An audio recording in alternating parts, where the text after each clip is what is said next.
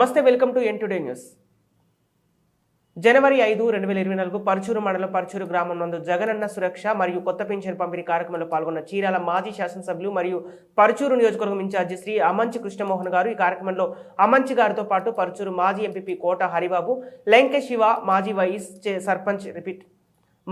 సర్పంచ్ గాది Suresh, కోఆప్షన్స్ number కలిచ, sarpanch మల్ల శ్రీనివాసరావు, కంచనపల్లి రమేష్, మండల JAC convener Muppala Raghavayya, నూతనపాడు sarpanch అల్లాడి చెన్నయ్య, ఆకుల హేమంత్, తులసి నాగమణి, గోరెంట్ల శివకుమారి, కోట శ్రీనివాసరావు, చెంచుబాబు, శ్రీకాంత మరియు పర్చూరు ఎండీఓ గారు, పర్చూరు పంచాయతీ సెక్రటరీ గౌస్ భాష తదితరులు అధికారులు పాల్గొన్నారు.